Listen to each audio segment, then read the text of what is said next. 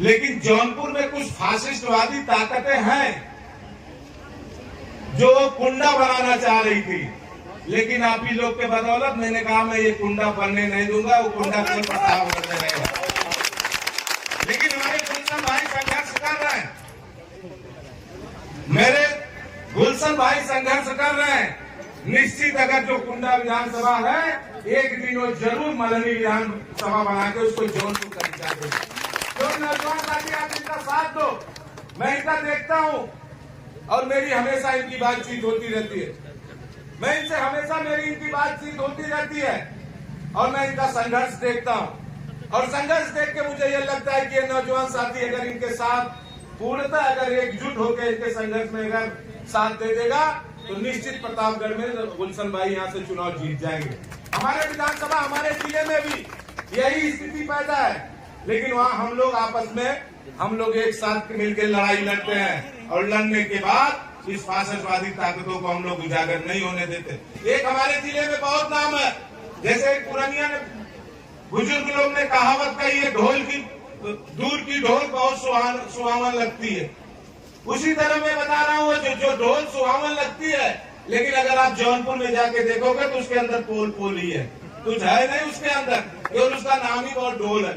इसलिए मैं आप सभी से आग्रह, मैं आप लोग के बीच में पहली बार आया हूँ, आप लोग के बीच में आज मिला हूँ आप लोग से, लेकिन मुझे यह विश्वास है ये अनूप भाई जिस तरह काम कर रहे हैं, जिस तरह इस एकेडमी को बढ़ा रहे हैं, आज नहीं तो कल फिर या हो सके अगले साल या पीछे उसके अगले साल हम लोग फिर इसी तरह आपके बीच में आए और इन बच्चों को इस एकेडमी जो इन्होंने जो प्रोत्साहन देने का जो कार्य किया, भगवान से और प्रार्थना क्षेत्रवासियों से प्रार्थना आग्रह होगा कि इस एकेडमी को और आगे बढ़ाएं और ये एकेडमी आगे बढ़े। अगर आज इस एकेडमी में 500 बच्चे पढ़ रहे हैं तो मेरा ये आशा नहीं विश्वास है, अगली बार हम लोग जब यहाँ आएंगे इस एकेडमी में 1000 से ज्यादा बच्चे यहाँ पढ़ रहे होंगे। यही मैं आप सभी से आग्रह निवेदन करना चाहूंगा। राजनीतिक मंच समाजवादी पार्टी के सभी सम्मानित लोग यहाँ बैठे हैं, लेकिन जितने यहाँ नौजवान और पिता तुल्य बैठे हैं, हमारे नेतागण भी बैठे हैं, भारतीय जनता पार्टी की केवल एक ही सोच है, शिक्षा नीति,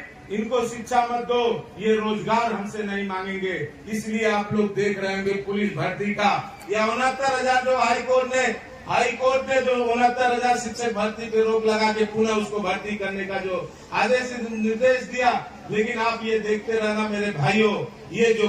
69,000 भर्ती है केवल अभी इसकी प्रक्रिया इसलिए चल रही है कि प्रदेश में 10 जगह विधानसभा चुनाव है और ये चुनाव बीत जाने के बाद ये सरकार फिर भाग जाएगी सुप्रीम कोर्ट और नौजवानों को कहीं रोजगार देने का काम नहीं करेगी। अभी पीछे पुलिस की भर्ती हुई, कितना पेपर लीक हो गया, लेकिन ये भारतीय जनता पार्टी के लोग, बाबा जी, हमारे प्रदेश के बाबा जी, हम लोग का दुर्भाग्य है, पूरे विश्व में आप गूगल में सर्च कर लो, पूरे विश्व में आप सर्च कर लो, पूरे विश्व में कहीं कोई बाबा मुख्यमंत्री नहीं है। अगर कहीं बाबा अगर मुख्यमंत्री है तो उत्तर प्रदेश सरकार में, उत्तर प्रदेश में है। इसलिए हम लोग का दुर्भाग्य है, बाबा को मंदिर में बैठना चाहिए, लेकिन बाबा राजनीति कर रहा है, इसलिए हमें आपको रोजगार नहीं दे रहा है। क्यों कर रहा है बाबा लोग? आप लोग सब लोग जानते हैं, बाबा लोग गांव में डोल डोल के सबके दरवाजे अनाज लेते हैं और उनका पेट भर जाता है, उनको रोजगार की जरूरत नहीं, फ्री में उनको राशन मिल जाता है। वही हमें आपको फ्री में राशन दे के बर्बाद करना चाह रहे हैं, हमें आपको रोजगार नहीं देना चाह रहे हैं। मैं आप सभी से अपील निवेदन करूंगा, अभी तो सामने चुनाव 2027 में होगा, लेकिन अपील करूंगा अगर ये भारतीय जनता पार्टी के लोग आ जाएं, उनसे आप कह देना कि मुझे 5 किलो फ्री में राशन मत दो, मेरे परिवार को एक लोग को रोजगार दे दो, मेरा पूरा जीवन बीत जाएगा, मुझे कोई 5 किलो की राशन की जरूरत नहीं है। ये मैं आप सभी से आग्रह करने आया हूँ, निवेदन करने आया हूँ। इस बार जो चुनाव होगा अनूप जी मेहनत करेंगे और मुझे आशा नहीं विश्वास यहाँ के तो विधायक आर के वर्मा जी है, अगली बार भी जो समाजवादी का पार्टी के यहाँ प्रत्याशी होगा उसको भी आप लोग बड़ी बहुमत से जिताएंगे। लेकिन मेरा आग्रह होगा कि सभी को एक साथ एकजुट रह के इस बार हम लोग को सरकार बनानी है। अगर जिस दिन हम लोग समाजवादी सरकार बना लिए उस दिन हम लोग को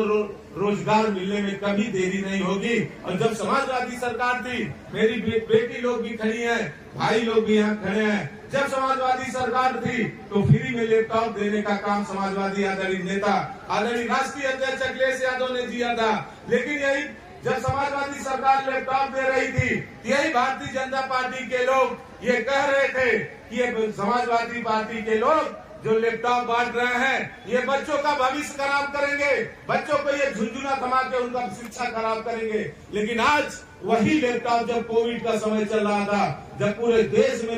विदेशों में कोरोना लगा था, तो उस समय पढ़ाई में अगर कोई चीज काम आया तो हमारे नेता आदरणीय अखिलेश यादव जी का दिया हुआ लैपटॉप काम आया था। वही काम आज भारतीय जनता पार्टी के लोग टैब दे रहे हैं, छोटा मोबाइल एक दे रहे हैं। कुछ बच्चे जो ग्रेजुएशन या बीएड कर पास आउट हो गए होंगे, कुछ बच्चे जो पास आउट कर गए होंगे, उनको ऐसा टैब दिया जा रहा है, शायद उसको ऑन करने में या फिर उसका कोई गूगल खोलने में 10 मिनट लग जा रहा है, उससे ज्यादा समय खा रहा है। तो आज क्या इनको जरूरत पड़ी कि नौजवानों को इन्होंने ऐसा टैब देने का काम किया? ये हमारे नेता आदरणीय राष्ट्रीय अध्यक्ष आदरणीय अखिलेश यादव जी की सोच थी। आप सोचिए उनकी सोच 2012 में थी और भारतीय जनता पार्टी कितना हम लोग को लाके पीछे खड़ा कर दिया, नौजवानों का भविष्य बर्बाद कर दिया, कहीं रोजगार नहीं दिया। इसलिए मैं आप सभी से अपील करने आया, निवेदन करने आया। मेरे बड़े भैया उदयवीर जी भी बैठे हैं, आपसे आग्रह निवेदन करेंगे, लेकिन मेरा आप सभी से आग्रह निवेदन होगा, एकजुट होकर हमको इस बार फासिस्टवादियों से हमें आपको लड़ाई लड़नी है और इस लड़ाई को हम फतह करके 2027 में अपने नेता आदरणीय राष्ट्रीय अध्यक्ष जी आदरणीय अखिलेश यादव जी को मुख्यमंत्री बनाना है। इसी के साथ संगीत स्वागत